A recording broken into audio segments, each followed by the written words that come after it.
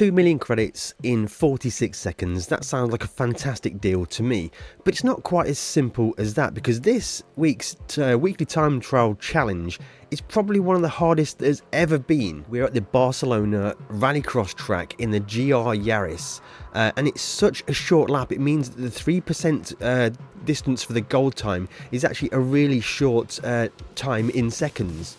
Now, there are plenty of channels already that have covered this time trial guide, but the problem is the time trial top times evolve and the target times evolve with that. And although there's still probably 10 days left to go, I think we're pretty stable now.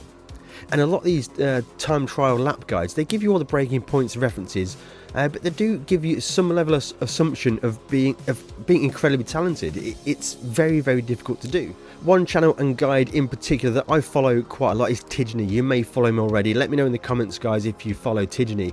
He does incredible lap guides, and he does them really early, so almost day one you've got the lap guide ready to do. But a lot of people this week are saying it's a very, very difficult time trial challenge. So what I'm going to do is I'm going to take Tijni's guide and I'm going to try and expand on that to give you more of the details of how you can drive the car, what you should be doing in each of the corners to try and hit that gold lap time, or even just get yourself silver or bronze, because some guys are saying they're even struggling getting close to bronze lap time.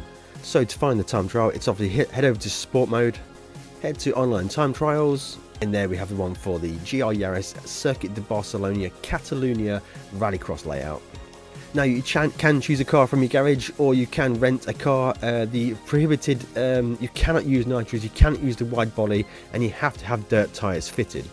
There is no tuning available at all, so the car you have is the exact car you need to drive, and it's just down to driving. So the first thing I do with any online time trial, no matter what week it is, before I even hit the track, head over to settings, head down to ghost settings, and I always turn my personal best ghost off. I don't want to try and beat my personal best ghost, but I do want to have the display loaded ghost. That is the one we choose from the leaderboard. I choose to reset the ghost position at every sector. That just resets it. It stops the ghost from getting too far away from you. And this is the number that I play with a little bit. I have 0.3 most often, sometimes 0.2, sometimes a bit further on. This determines how far ahead the ghost starts, and I find at 0.3 seconds it allows you to follow them pretty closely, brake when you see their brake lights come on, and that seems to be really good timing. Then I'm going to head over to the ranking board and head over to the global ranking, and I'm not bothered about having the top times as my ghost time to chase. What I'm most interested in is that Tijni, because he sets his lap time very early and often gets into the top 10, his replay will be available for us. I think he's at a 46.2 second lap time. So I'm going to scroll down until we find Tijni's lap time, because we will have watched his video. I highly recommend going and watching his video, so we can chase the car of the video that we've already watched. So here we go. I'm going to choose Tijni there, load the ghost, and then we are good to go. So first of all, I'm just going to drive around the track pretty slowly and give you a few pointers in addition to what Tijni would have already provided. So we'll get to the start trick in a moment. I'd highly recommend ignoring that for the moment. But through here, as Tijni pointed out in his video, at the barrier on the left-hand side is where we want to brake. So you can cut here, get on the brakes here, and you will downshift into second gear and throw the car in with mild aggression off the brakes and almost immediately transfer onto throttle in second gear. And as you come around here, you want to be holding it as tight as you can to the inside, and you won't really be drifting as such. You will still have lock into the corner and using almost full throttle to pull yourself around. You can cut this white line here 50-50 to try and open up the corner on the head up to the jump. Get as close as you can to the barrier on the left hand side. Just before the crest of the jump, I do flick the steering to get the car twisted a little bit in the air, and as it lands, you want to kind of maintain a little bit of blended throttle to double apex this corner here, being very close to the barrier on the right hand side and getting on the brakes just on the barrier just here. You will probably just downshift into second gear for this corner. You want to scrub a lot of speed off for this corner. A little bit of soft braking. Almost no points in this lap will be hitting full brakes. If we do, it won't be for very often, because you want to get the car's weight transferred to get the car to rotate, and you want to be tight here. I've seen other video guides where they have been using the handbrake. For me personally, although I have a handbrake right here that works really well, I just don't find it works very well at all for getting a good lap time. Because the trick with the rallycross, especially on the tarmac sections, is just to minimise the amount of sliding. You want to get the car pointed forwards as quickly as possible to the exit.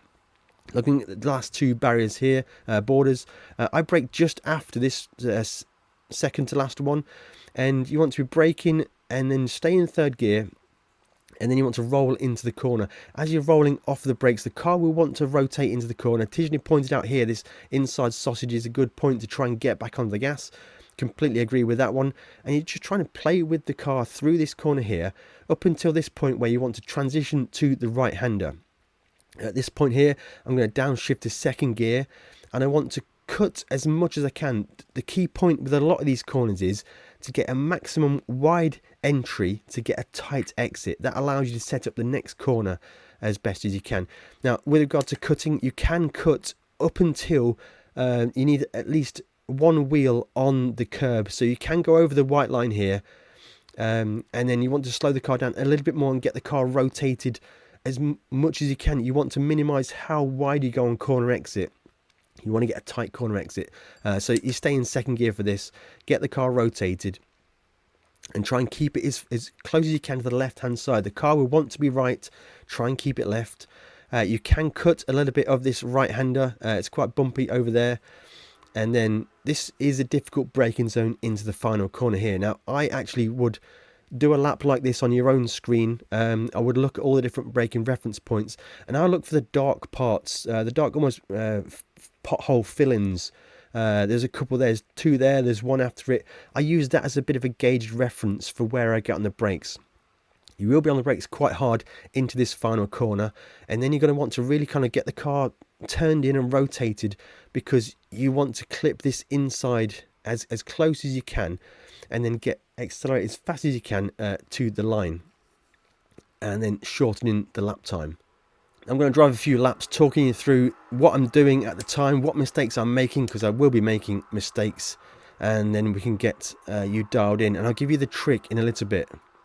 Okay, so across the line, we're up to third gear, looking at the barrier, on the brakes, turning in, and then almost immediately onto the throttle, steering into the corner, keeping that revs high, and then over here, flicking for the jump, a little bit of, not enough flick there, maybe a little bit throttle down, shift into second gear, get the car stopped as much as we can, just let the car rotate, clip the barrier there. That is one thing you'll do quite often. I've done it many times before. Again, we'll have many invalid lap times on the brakes here, just rolling onto the brakes, let the car rotate. That was a bit too much rotation there, and then looking to switch into the corner here.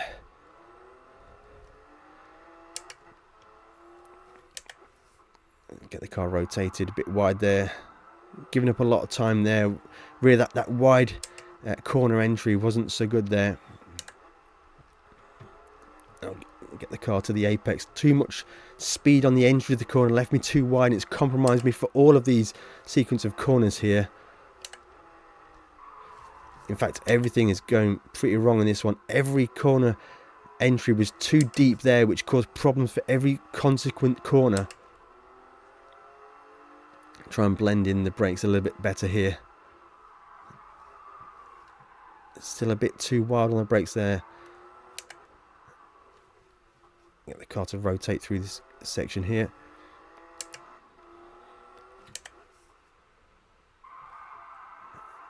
A little bit better through that sequence. Let's keep going one more time.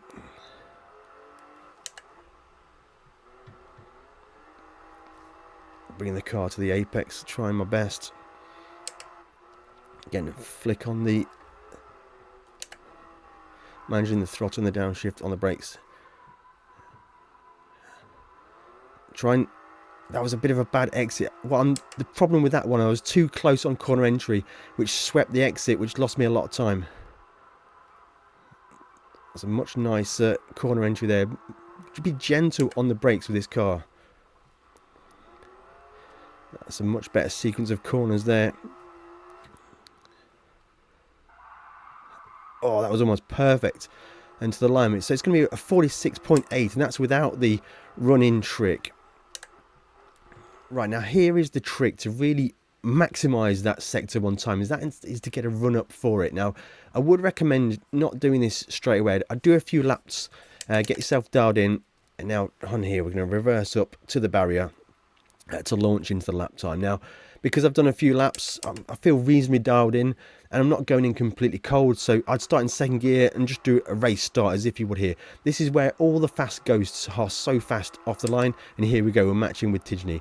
On the brakes, get the car turned in, just playing with that throttle to get the car to the apex, dragging it around here, almost 0.2 up already. I think it's worth a good 0.2, 0.3 seconds a lap. Oh, a bit deep there. I'm going to get the car squared off. I've clipped the barrier. That's unfortunate. We have wasted that, but this is why I recommend to get yourself dialed in to running the lap times before you do the hot lap attempt. So just do a few laps, maybe 10, 15 laps, something like that, and then that's when you want to get yourself dialed in for another go. So it's as simple as just driving down here to the start finish line. Now this is where I do use the handbrake. You just get the car rotated to handbrake instead. Don't reverse too far because you will invalidate your next lap if you hit the barrier. So just give yourself a little bit of space, and then we're going to launch it again straight into the next lap. You will get yourself dialed in eventually. See what we can produce for this lap here. A bit too much sliding there. Not too bad though.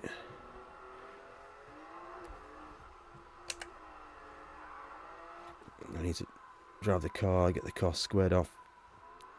Tighter corner exit, that's a little bit better, I think. It's better than our previous lap time, up by 0.3.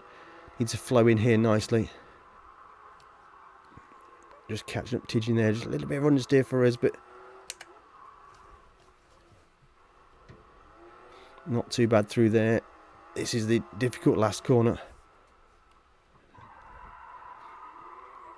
Oh, managing the understeer into the line. That's going to be a 46.7 live lap time. It's very difficult for me to talk and drive the lap time, but that should give you an idea of what driving techniques you need to do to get yourself a gold lap time. Now my best lap time off camera is a 46.398. The fastest lap time is 45.4. That may creep down again as more and more people just find the limit of these rallycross cars. So this is now the replay of my best lap time so far in this time trial session. So as always guys, we are going to be starting off with that launch method. I would highly recommend just doing laps, just get yourself dialed in, and then once you feel happy with it, then do this launch method to get yourself in there. Again, into turn 1, we're using the barrier on the left hand side. We're going to brake, downshift, turn in, and almost soon as anything, get back on the gas just to keep the car dragged in. Trying to keep the car as far to the right as possible, over the jump, flicking the car in and just blending the throttle to manage it down to 2nd gear, and then we're going to get really quite slow through here, just driving the car around, no sliding. On the exit, get as tight as you can on exit, looking for the barrier. The second to the last one is where I start to brake. Just after that, almost in between the two, trailing the brakes into the corner, carrying 3rd gear, switching in very tight to the right hander, and then just trying to get on the gas through here, looking for the braking points here. It's basically on them potholes is where I get on the brakes, and then just runs the line as quickly as possible. That is a pretty solid lap time. I think that should guarantee me gold this time. Right then guys, hopefully that should be able to help you to understand rallycross driving in Gran Turismo. A lot of these techniques here where you minimize corner sliding will work for any of the rallycross or rally time trials, so hopefully it's going to help you out here. Now every week I would highly recommend watching Tidney's lap guide video because these are incredibly useful. However, the problem we have is that Tidney is incredibly skillful driver. He's super quick even without really trying. So I don't know whether I'll do this more, whether I basically review Tidney's video, review his tips and then translate them into my own tips to see how I found it best to use. Let me know in the comments guys if you'd like to see that. If you had found this video useful, then make sure you hit that like button. Let me know how you're getting on in this week's time trial.